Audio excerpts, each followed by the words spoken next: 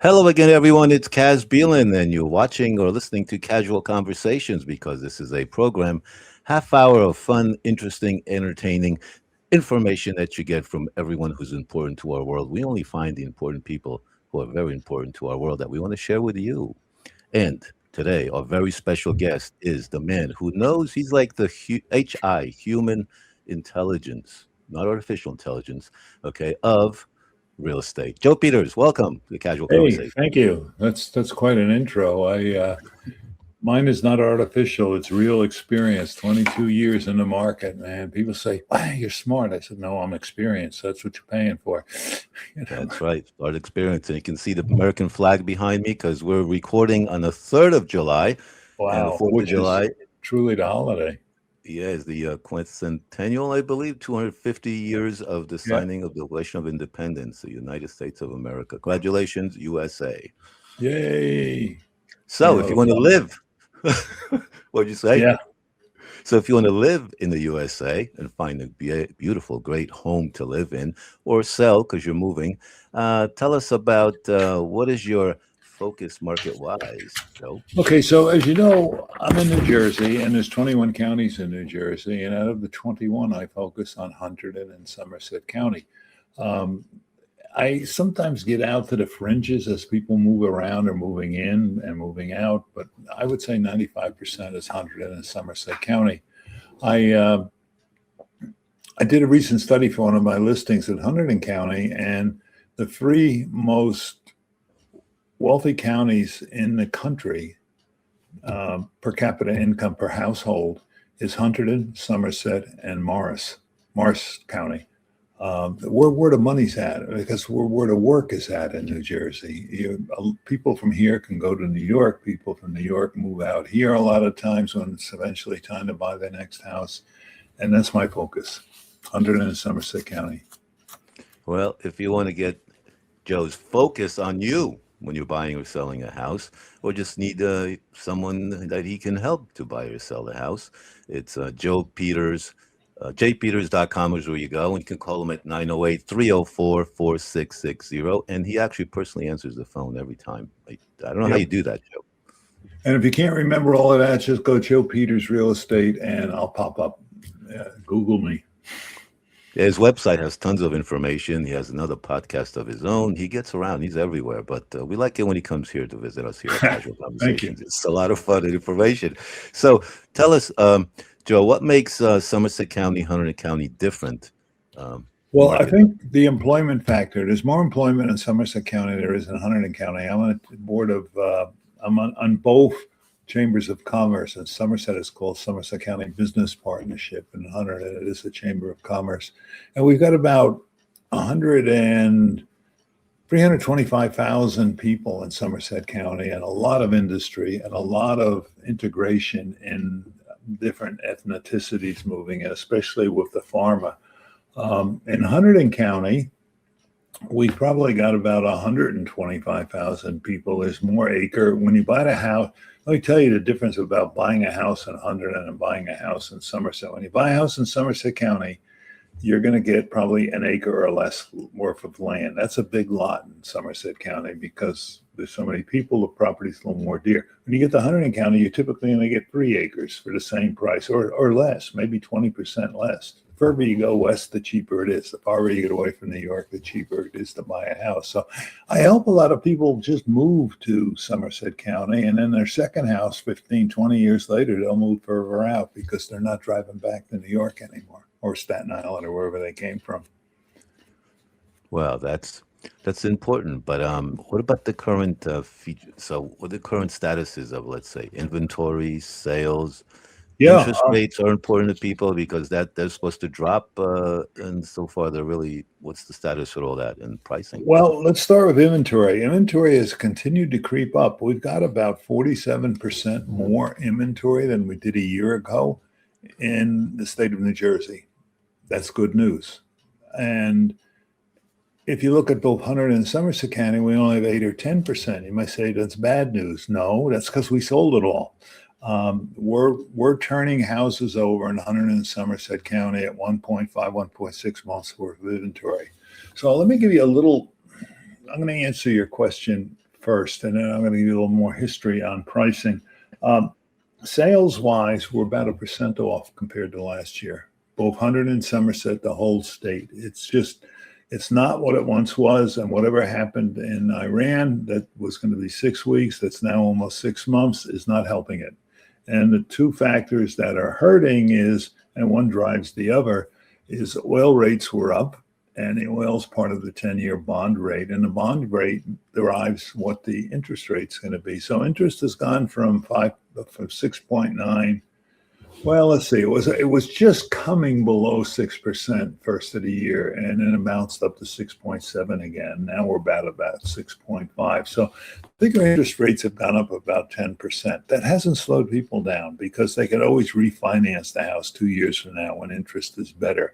The good news is there's more inventory to choose from because we have more listings than we have, and there's less buyers. So inventory's up. Hunter and Somerset's in really good shape, but still has more than we had a year ago. Sales is up, down 1% statewide, and we're holding an average here. Interest is up about 0.5 point, and prices will probably go up about 5%, depending where you live and depending what your price is. If you're in a hinterlands or if you're in a $1.5 million house, you're probably not going to see any price increase. If you're below 500, it's crazy. That's where the first-time buyers are trying to find houses, and they'll outbid house prices. But if you're in a normal range of 5 to $1 million, and if you're in a well sought after town, you're probably going to see somewhere about a 5% increase, which compared, if we go back 50 years to 1970 and we come right up to where COVID started, our prices went up an average of 4.5 to 5% a year. The whole 50 years averages out to like 4.7%.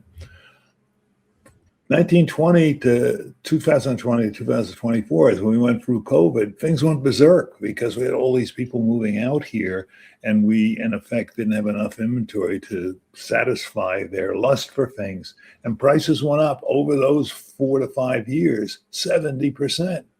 70%. That's like more than 3 times what the average rate was for the previous 50 years. And as the prices went up, a couple of things went up with them. Taxes went up because you're taxed on price.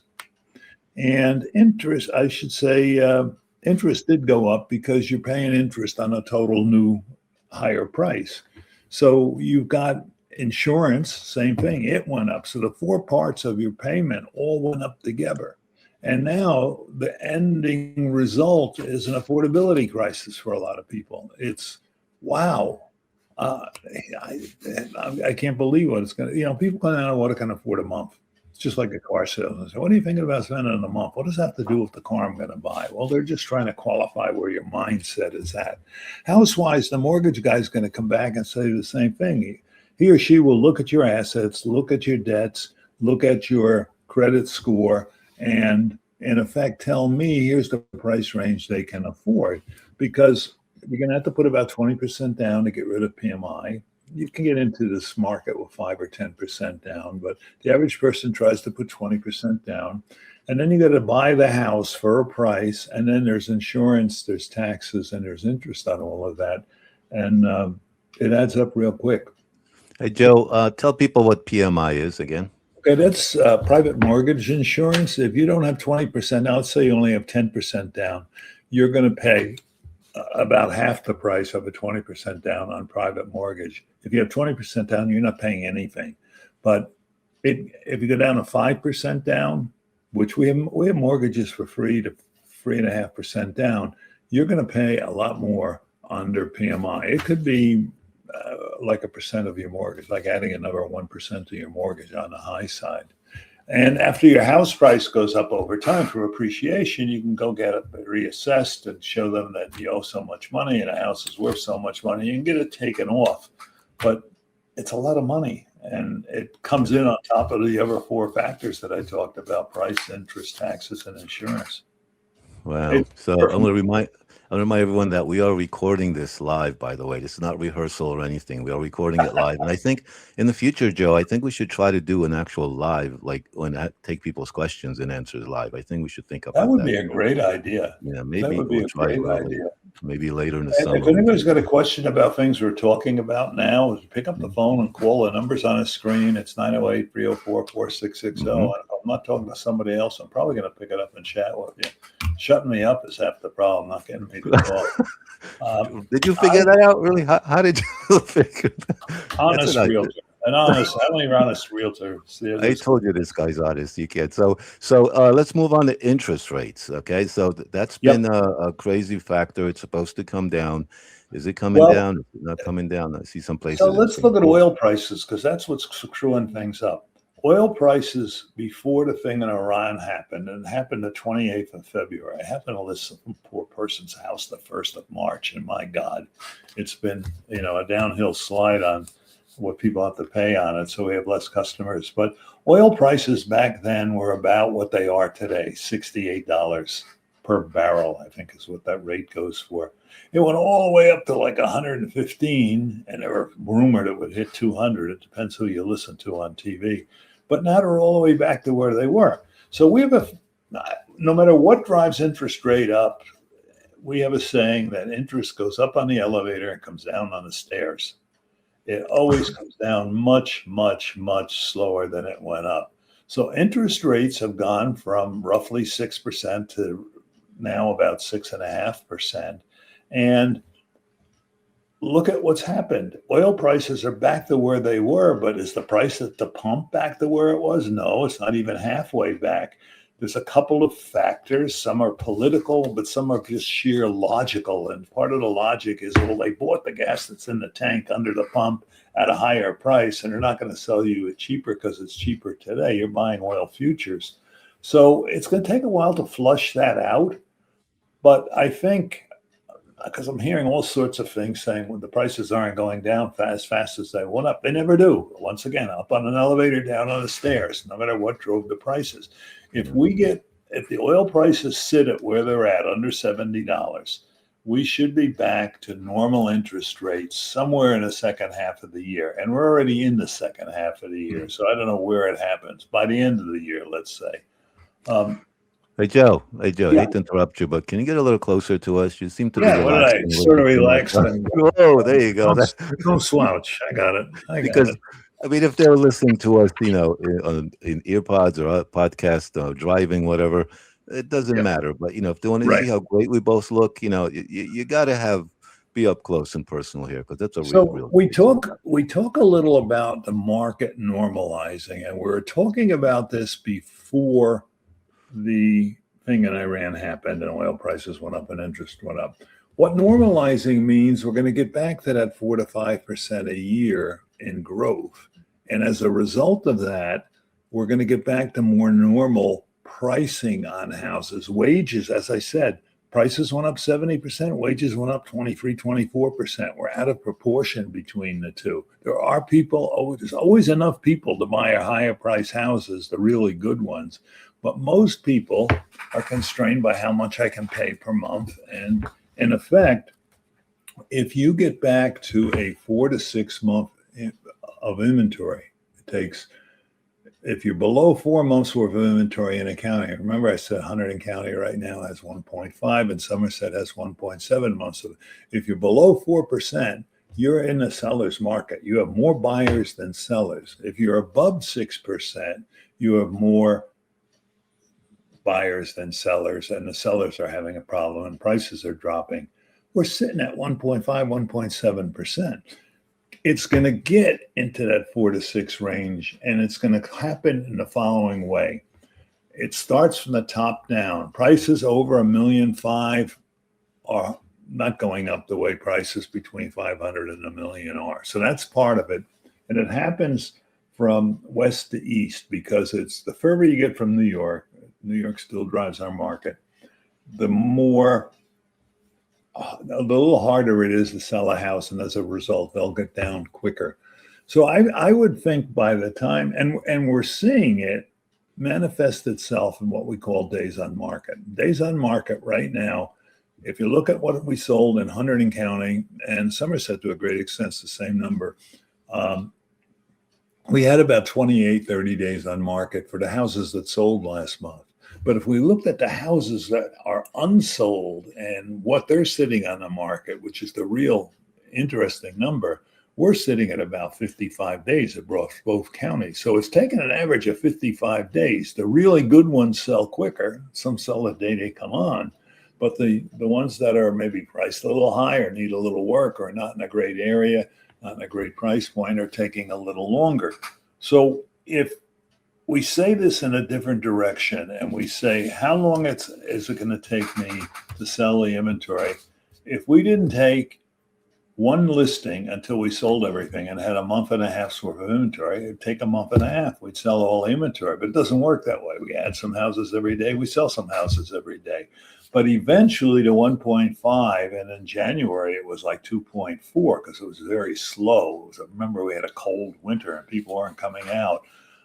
Eventually we're going to get it back above 4. So 4 to 6 months is a normalized market. And we're seeing it in the higher price points, and we're seeing it in the further west high offerings already. So, Joe, and everyone like to remind that jpeters.com is the website. Call Joe at 908-304-4660. And he tells you all the great information about buying or selling a house that you just heard. But I have a question.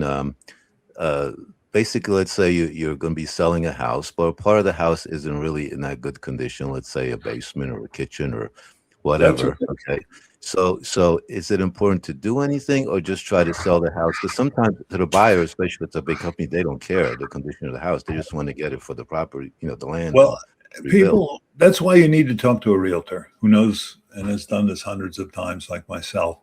And what that realtor will do is show you the reality. Let's say you put in a $60,000 kitchen, which is not a lot of money for a kitchen anymore. You're going to not put the kitchen in the person that's buying it's going to want.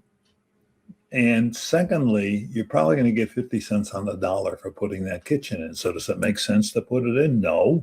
You're better off selling the house as is and maybe taking a little less money. We deduct for kitchens and for basements on a 500 to 750 house, really a 750 target, about 30,000 each. So if it's got a new kitchen, it's worth 30,000 more. If it's got an updated basement and it's nice, not just somebody did it themselves, it's worth $30,000 more.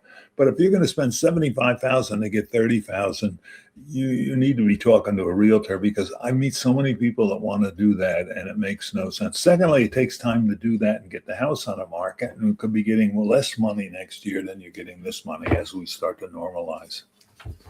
Okay, that's very good answer. Yeah, because some people think, oh, it's worth these days.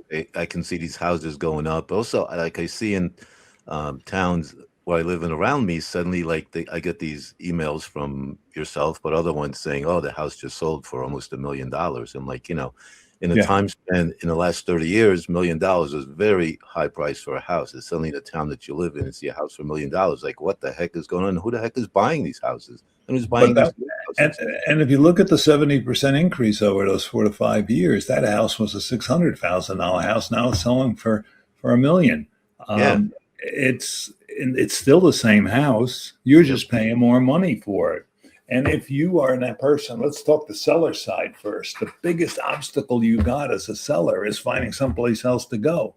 A lot of people have a second home that own homes in that price category, and they'll eventually migrate as the kids come out of school. We call them empty nesters, down to their summer house and live there year round, or until they decide what else they want to do. But if you want to go out and buy something for $500,000 in New Jersey, it's an impossible task. We have very little. It's there. What's there sells immediately. And I'll give you a good example. We saw this happen in Holland, which is way out in Hunterdon County earlier this year. That's New Jersey, people. That's New Jersey. I know you reach as high, but you can see the mountains of Pennsylvania. That's how far out we are. We had a house that was roughly $450,000, and it got 31 offers above asking, and it sold for over 100 over asking, because that's where the first time buyers can afford to make offers. The people that are selling their house and looking for a place to live in wouldn't want to live there. It's below their living standards. So they're sometimes coming into we're getting more and more of this silver tsunami, people turning 65 to 75, and they want to get into an assisted living, even if it's total. I can still drive the car and make my own food, but they get started on this. You got to find someplace. And if you're getting into an over 55, it's less of a demand market because we overbuilt that a few years back, but it's still not inexpensive. But it's still the last part of the last comment of me is like you see all these houses going up, but a lot of them, a lot of the new construction is rentals also, and the houses which are like McMansions, whatever you want to call them, Right. is like who the heck is moving in there, and how can they afford these things, When and how long will you they be able to stay in there? I have a place in the Florida Keys. I go down 3 weeks each year, and 2 of the weeks there's a woman who works in Charlotte who does the same thing I do, but she does it in Charlotte. And she said, in Charlotte, we have a new construction market. And 75% of what we sell is new construction, and the building companies are, instead of putting extra features in the house, giving you a better mortgage price, like a 3.9 instead of a 6.5. And I said, okay, so now Jersey's the antithesis or the opposite of that, because what we have is a resale market. The only new construction we have, because it's so expensive to build here and there's so many regulations, is higher priced, probably above $1 million. So when you see something going up that's new as a house, not an apartment or a condo, it's well into the seven figures typically, because that's what we've got in New Jersey. If in effect you want to go rent for a while, that's also a possibility, but that's the trap we're seeing some of our first-time buyers fall into. They cannot find the house they want. They go rent, and they rent for a couple of years, and in a couple of years, they don't have the maintenance factor. They're not saving the money to buy a second new car, and then they still don't have any money to buy a new house. You got to be collecting as a first-time buyer, the 20% that you want to put down, or at least 10 or 5. And that's not easy in today's environment with the prices seemingly going up.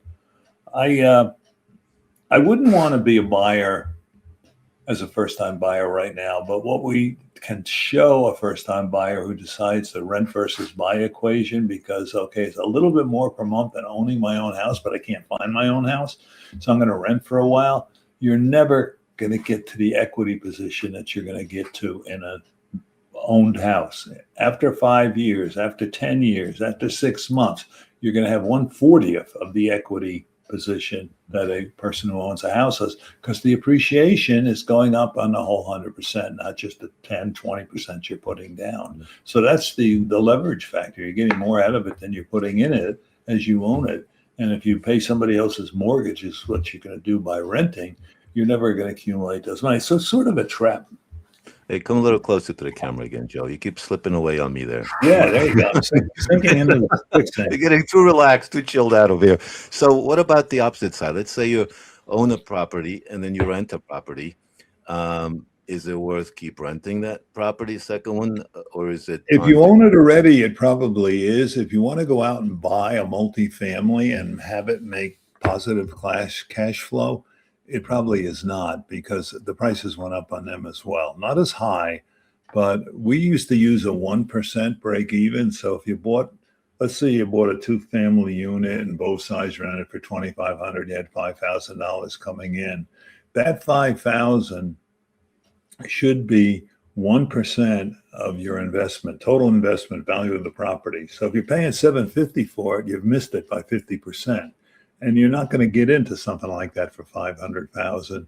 So what people are saying, okay, but that's not really the case, because if I'm going to put 20% down, I'm going to borrow and get some of this new equity up in my house and buy it.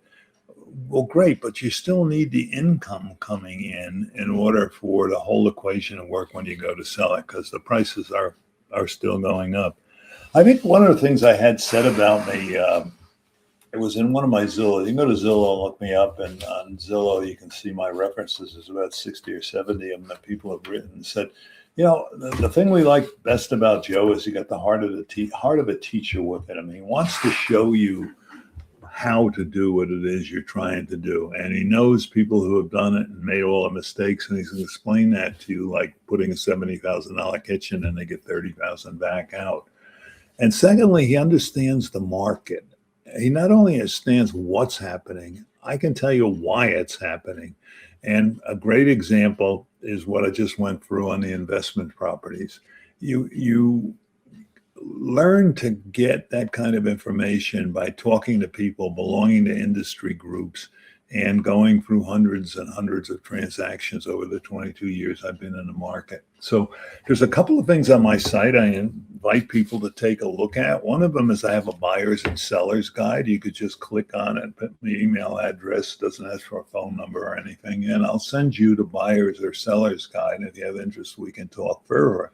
Also, I have a lot of interesting information out there. There are blogs. I talk to people on a monthly basis. There are repostings where I take other services and information and syndicate it through my site.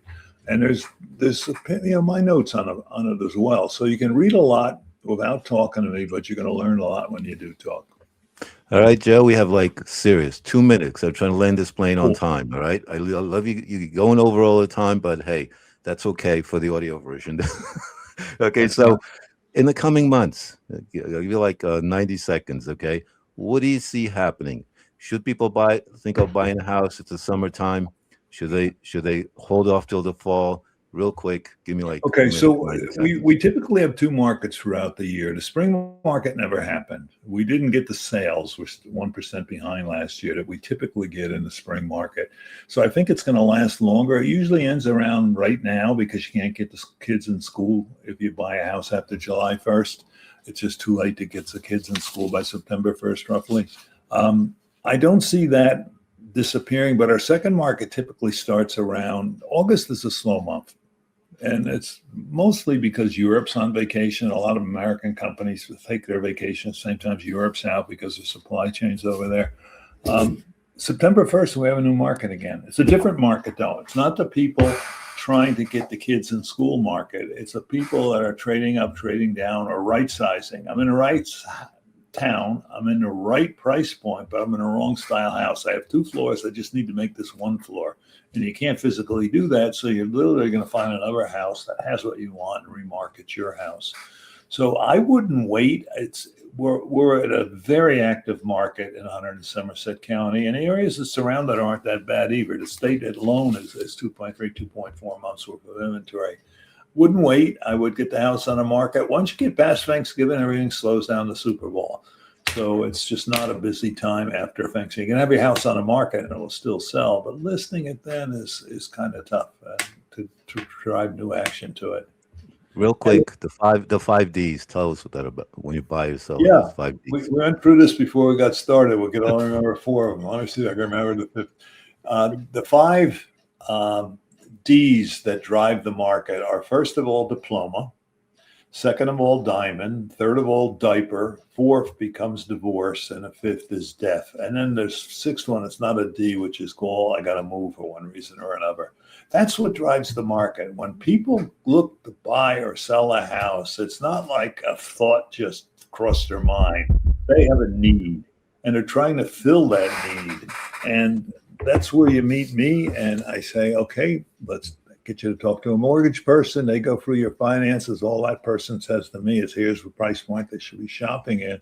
And then we go look for what you're looking for. And I can help you. Wrap it up, as they say. In the Yeah. business. Final question. I always ask you, why do you continue the show and putting up with me here on Cazual Conversations? Why? I think it's an honest way to get my message out there. We have a synergy between us. I get a lot of people looking at these podcasts and listening to these podcasts.